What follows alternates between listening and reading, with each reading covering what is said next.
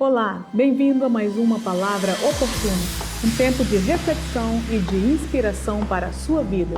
Estamos iniciando um novo tema. Fique conosco, pois em alguns instantes estaremos refletindo sobre algo da Palavra de Deus para a nossa edificação. Te espero.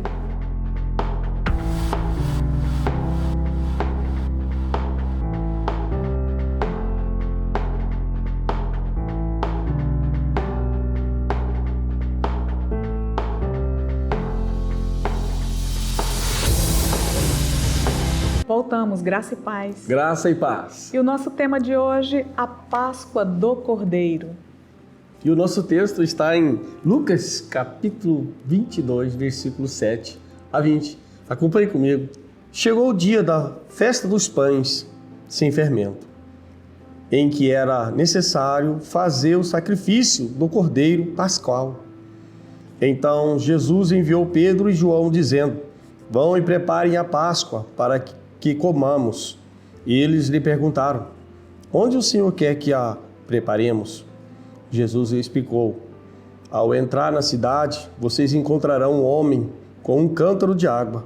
Sigam esse homem até a casa dele, e em que ele entrar, e digam ao dono da casa: o mestre pergunta: onde ficam os aposentos, no qual comerei a Páscoa com os meus discípulos? Ele lhes mostrará um espaçoso cenáculo mobiliado.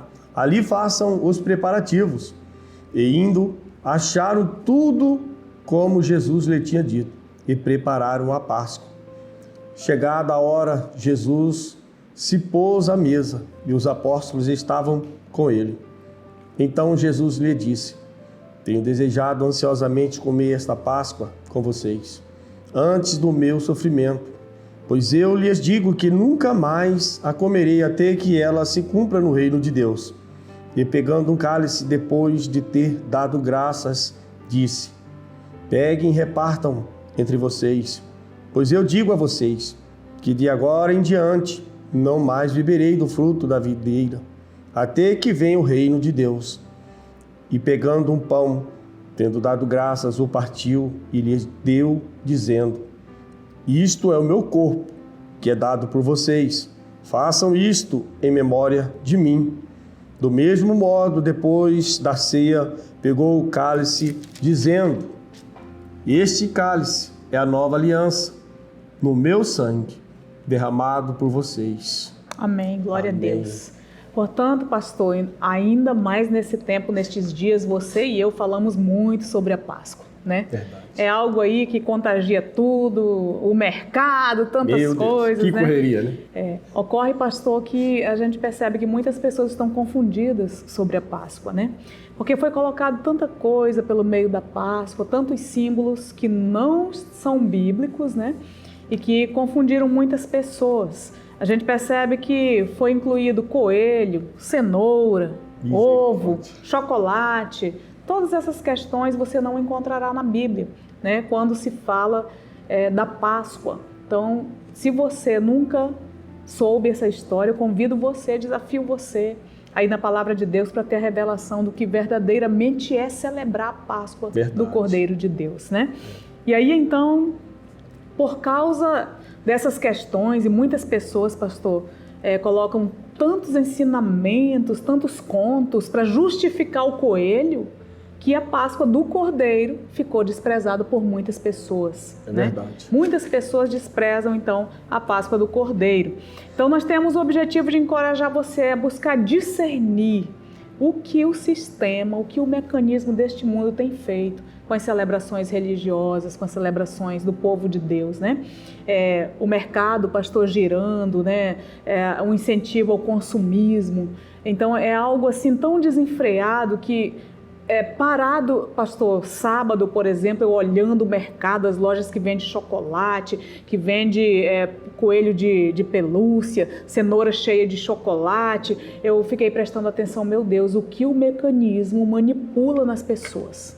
Então você e eu precisamos ser despertados em relação a isso para a glória de Deus. Devagarinho eles vão deturbando a verdade. Vão retirando a verdade e vai ficando uma mentira tão batida que ela vai se tornando, né, como se fosse uma verdade, né?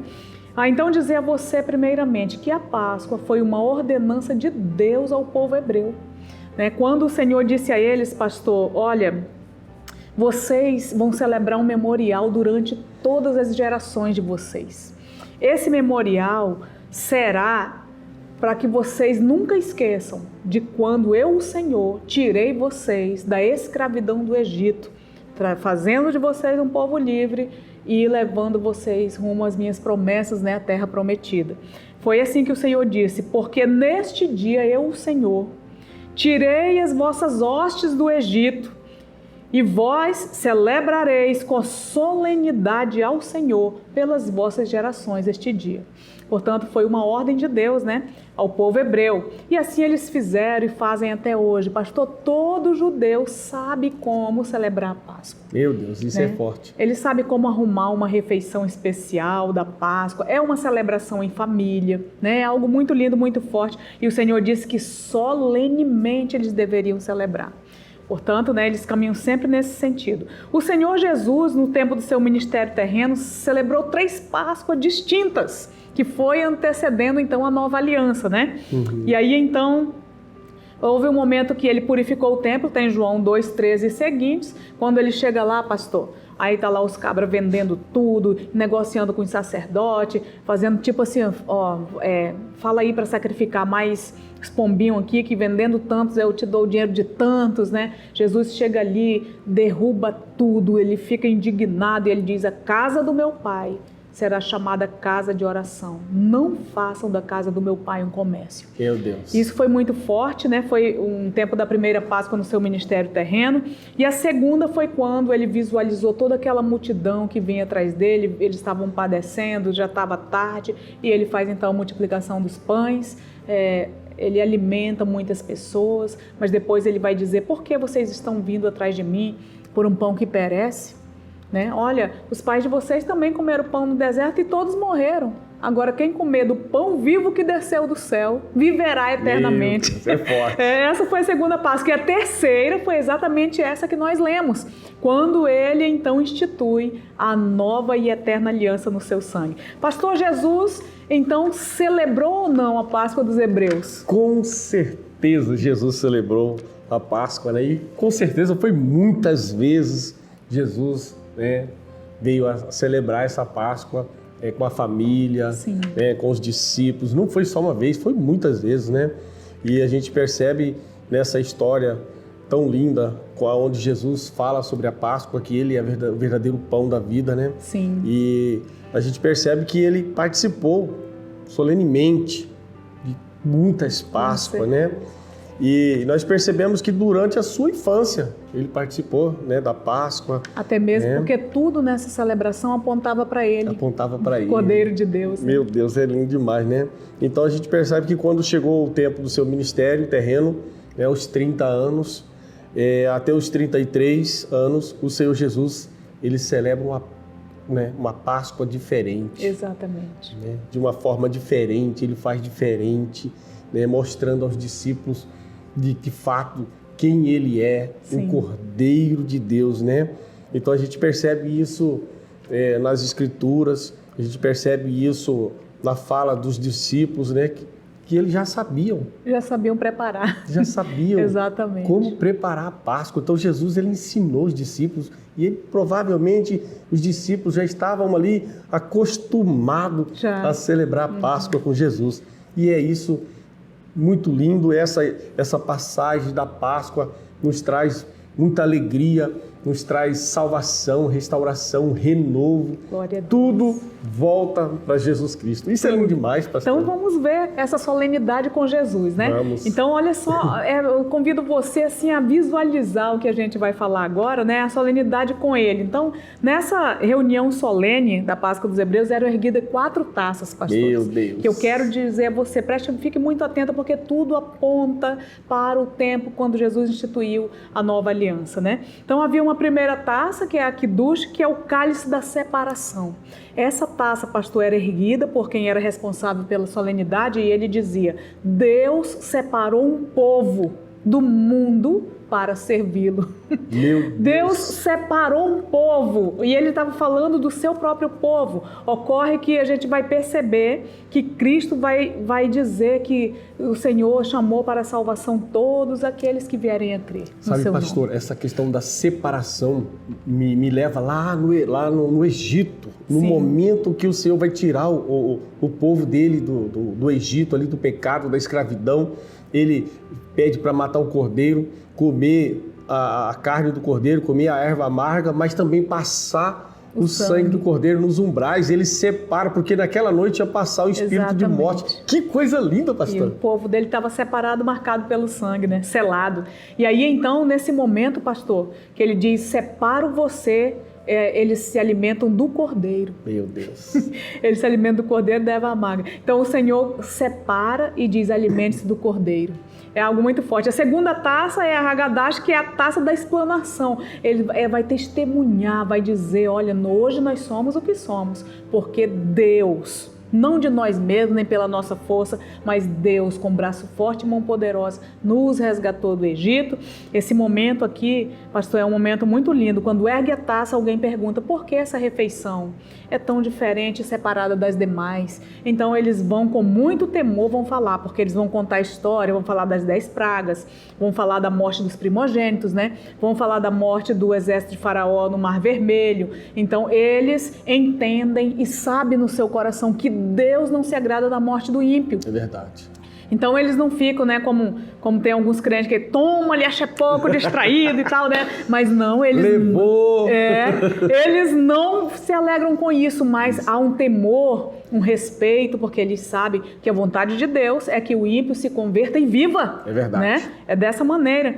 Então é uma hora de muita emoção para eles contam toda a história, como que Deus os tirou da escravidão, né? Uhum. E aí eles vão caminhando nessa parte. Aí chega, pastor, então a terceira taça. Essa terceira taça que eu quero que você preste atenção foi quando Jesus institui então a nova aliança, né? Essa se chama a taça da redenção. Preste muita atenção. Juntamente com essa taça come-se o pão asmo. Meu Deus. Que é o pão sem fermento, né? O pão puro, que significa ali sem pecado, porque o Senhor falou, cuidado com o fermento dos fariseus, que um pouquinho de fermento leveda toda a massa. Então, o pão sem fermento simboliza exatamente aquele puro, sem pecado, purificado. O corpo de Cristo. É corpo de Cristo. Sabe Meu por quê? Deus. Porque ele disse, eu sou o pão vivo que desceu do céu. E quem de mim Imaculado. se alimenta por mim viverá, né? Meu Deus. E aí então ergue-se essa taça, Jesus ergueu, e aí quando ele pegou o pão, pastor, ao invés eles falavam, este é o pão da aflição que os nossos pais comeram no Egito. Eles até choravam de emoção, lembrando, né, o que os antepassados dele tinham sofrido. Jesus pega aquele pão, ergue, pastor, e diz, isto é o meu corpo. Meu Deus, causou assim, eu imagino, né, uma surpresa, um choque, Porque né? eles estavam acostumados de uma forma, de repente o Senhor se coloca Sim. como o próprio item que ali celebrava. Exatamente. Meu Deus do céu. Eles podem ter pensado, será que... Mas não é o pão da aflição dos nossos pais. Não, isso é o meu corpo que será dado por vocês. É quando ele institui, então, né, a nova aliança. Provavelmente, pastor, eles vieram entender perfeitamente depois da morte e ressurreição de Cristo. Ou até mesmo naquele momento pode ser que a visão espiritual se abriu, né? Lindo demais. Então o Senhor, quando eles erguem aquela taça, eles dizem, essa é a taça da promessa. Quando o nosso Deus diz, eu vos resgatarei com braço forte, grande juízo, porque isso será necessário, né? Porque haverá resistência, então eu enviarei juízo, mas resgatarei vocês. Talvez muita coisa aconteceu na sua vida para o Senhor te resgatar. Talvez aconteceu algumas coisas na sua família, aconteceu no seu trabalho, mas o Senhor resgatou você. E bendito seja Deus por isso, né? Então foi nessa taça que o Senhor ergueu o pão e disse, isto é o meu corpo que é dado por vós, tem João 6,51. Em seguida ergueu o cálice e afirmou, esta é a nova aliança no meu sangue, né? Então, que será derramado por vós, está em Lucas 22:20. Então a velha aliança, pastor, ela abrangia somente Israel, mas a nova aliança abrange o mundo inteiro. E isso foi um choque para os judeus, porque eles imaginavam que para sempre seria apenas esse povo escolhido, né? Então, quando ocorre isso, o que é que acontece? eles são alcançados pelo Chayei Olamim, que significa aquele que passa da morte para a vida. Meu Deus! Portanto, eu não sei se você alguma vez já celebrou a Páscoa do Cordeiro. Porque quem celebra a Páscoa do Cordeiro, pastor, nunca mais volta pelo mesmo caminho. É verdade. Nunca mais. Porque passa da morte para a vida, né? É algo muito forte, muito lindo. Então, a primeira Páscoa, ela foi uma sombra da instituição da Nova Aliança. Ela sempre apontou para isso, né? Porque ela alcança a libertação de toda a humanidade. E aí depois disso, pastor, vem a quarta taça, fechando tudo aquilo que é a Halel, que significa o cálice do louvor. Meu Deus, aqui eles erguiam essa taça com tanta alegria, porque estava consumando todas as coisas, né? E aí então eles recitavam vários salmos, entre eles 116, volta minha alma para o teu repouso, porque o Senhor te fez bem. Também o 136, que declara tudo que o Senhor fez, dizendo o Senhor é bom e a sua misericórdia dura para sempre. Né? Então a Páscoa, pastor, não tem a ver com o coelho, mas tem a ver com o cordeiro que foi morto desde a fundação do mundo. Portanto, está registrado em Apocalipse. É verdade. Porque o plano do Senhor é eterno. Então não é uma questão de você pensar, aí quando houve a queda, aí fizeram uma reunião no céu, né? Aí Deus falou, meu filho, você vai ter que descer. Aí o filho, ô pai, tem misericórdia de mim, né? Tem gente que fala assim como se Deus não fosse eterno. Amados, todo o plano de Deus é eterno. Não é a questão de se isso vai acontecer, mas quando isso acontecer, o nosso plano é esse e esse, né? Então o Senhor já tinha um cordeiro morto desde a fundação do mundo. Lembra de Isaac, pastor? Verdade. Ali, esse cordeiro foi providenciado por Deus. É verdade. Que coisa linda, que história linda que fala conosco de uma forma muito profunda, né? Mas, concluindo, né? A grande pergunta para nós hoje, nesse tempo, talvez para você em particular, nós temos celebrado verdadeiramente a Páscoa? Você tem celebrado a Páscoa verdadeiramente? É para você refletir, estou mexendo com você mesmo. Você tem celebrado a Páscoa? Você já celebrou a Páscoa?